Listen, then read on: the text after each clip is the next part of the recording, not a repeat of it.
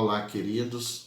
Nós vamos fazer uma reflexão na palavra de Deus, baseado em Filipenses capítulo 4, versículo 13, no qual o apóstolo Paulo declara: posso todas as coisas naquele que me fortalece.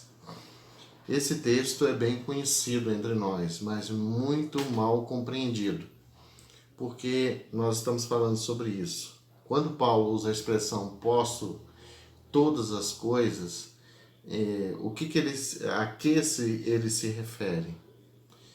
Posso todas as coisas no sentido moral de poder fazer tudo, no relativismo ético? Creio que não.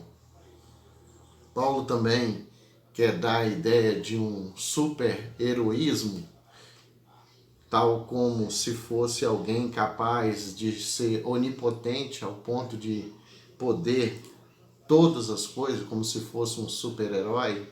Também acredito que não. Descartando essas possibilidades, o que realmente Paulo queria dizer com posso todas as coisas? Nós temos que contextualizar essa frase. Paulo, ele diz aqui no contexto textual, ele vai dizer que ele aprendeu a viver em toda e qualquer circunstância, seja de pobreza, seja de riqueza, seja de escassez, seja também de abundância. E ele pode viver todas essas circunstâncias ou situações naquele que o fortalece. Então, na realidade, o que Paulo está dizendo é que ele aprendeu a viver tanto com riqueza quanto na pobreza. Muita gente não sabe viver como uma pessoa rica. Quando se torna rica, se torna uma pessoa de nariz em pé, é arrogante e orgulhosa. Quando se torna pobre, se entrega à murmuração, à lamentação ou até mesmo à inveja. Então, o que Paulo está colocando aqui é um equilíbrio. Mas como que Paulo tinha esse equilíbrio? Eu queria citar algumas atitudes de Paulo que nos ensina a viver dessa maneira, dizendo e vivendo: posso todas as coisas naquele que me fortalece.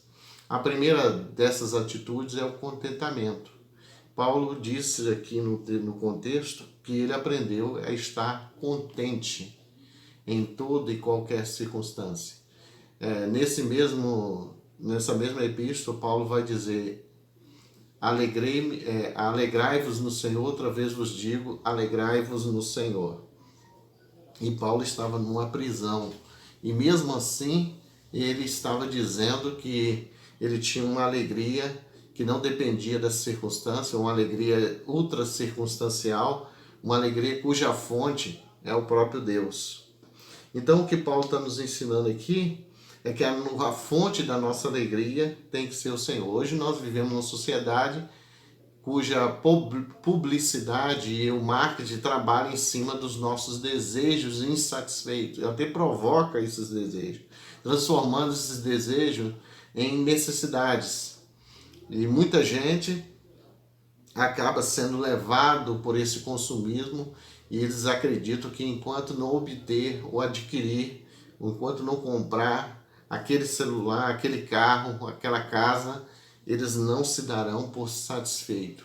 No entanto, a Bíblia fala de uma necessidade profunda do nosso ser, que é o próprio Deus. Nós precisamos do Senhor. Quando Jesus esteve na casa de Maria e Marta, ele deixou isso bem claro para as duas, né? Porque Marta estava atarefada com muitas coisas, estressada. Jesus chegou a dizer para ela: Marta, Marta, por que estás ansiosa por tantas coisas? Uma coisa só é necessária, e Maria escolheu a melhor parte. Veja que Jesus diz que uma coisa só é necessária, o que nos faz entender que necessidade mesmo nós só temos uma, mas desejo nós temos vários. E isso tem sido demonstrado na nossa vida diariamente, porque na realidade o que nós precisamos mesmo é de Deus. Uma segunda coisa, a segunda atitude que Paulo nos ensina aqui, nesse contexto textual, é que ele diz que ele aprendeu a se adaptar em toda e qualquer circunstância.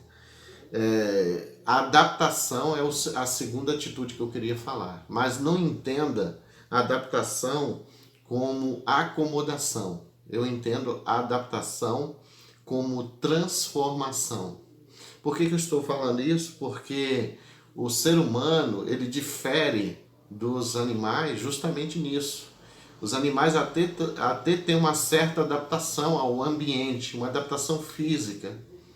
Eu posso até dizer que um cachorro será cachorro a vida inteira. Ele não muda a sua natureza. Um elefante será elefante a vida inteira. Uma planta, uma flor, qualquer outra coisa será flor a vida inteira. Mas o ser humano é o único que se transforma interiormente. Ele se transforma moralmente, se transforma espiritualmente. O apóstolo Paulo deixa isso bem claro num outro texto, no qual ele diz assim: enquanto o nosso homem exterior se corrompe por causa da velhice, por causa da doença, por causa do tempo, o nosso homem interior se renova a cada dia. Ou seja, Paulo diz que, se por um lado você pode ter um físico debilitado, por outro lado, você pode ter uma vida espiritual em ascensão. Então, o que nós podemos dizer que a adaptação é própria, a adaptação no sentido de transformação é própria do ser humano. Ainda mais nesse contexto que nós estamos vivendo agora de pandemia, quantos se reinventaram no comércio, na profissão, nas escolas. Nós mesmos, professores, tivemos que nos reinventar, preparar aulas para serem transmitidas online. Os comerciantes também tiveram que usar outros recursos para vender os seus produtos. Tem que vender delivery, tem que vender de uma outra maneira, fora daquela convencional pela qual eles faziam venda dos seus produtos. Então nós tivemos que nos reinventar. E Paulo está ensinando isso. A cada circunstância que vivemos, nós temos que nos adequar a ela da melhor maneira possível, mas que esta adequação seja de tal modo que traga transformações e crescimento para a nossa vida. Uma terceira atitude de Paulo que eu queria destacar é a resiliência. Resiliência é um termo moderno que alguns têm usado, vindo da física. Para fazer um paralelo aqui do que significa resiliência, resiliência seria como se alguém sentasse no sofá e através do peso ele afunda aquele estofado, mas quando ele sai, aquele estofado volta ao seu lugar. Resiliência já foi definida como a capacidade de lidar com os seus problemas, vencer obstáculos e não ceder à pressão. Assim como no físico, o objeto recebe pressão e impacto e ele volta ao lugar, assim na vida também recebemos pressões, impactos, adversidades, lutas, mas isso não pode impedir que nós retomemos o nosso equilíbrio. Precisamos de resiliência. Uma outra palavra para resiliência que temos na Bíblia é perseverança. Então, resistência, continuidade naquilo que o Senhor propôs para a nossa vida.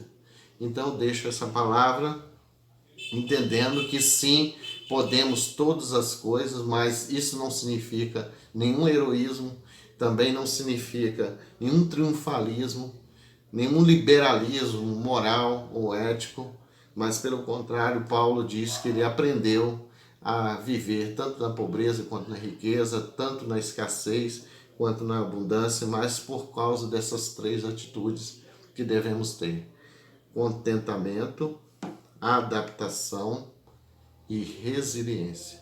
Que Deus nos ajude e que possamos realmente declarar como Paulo: posso todas as coisas naquele que me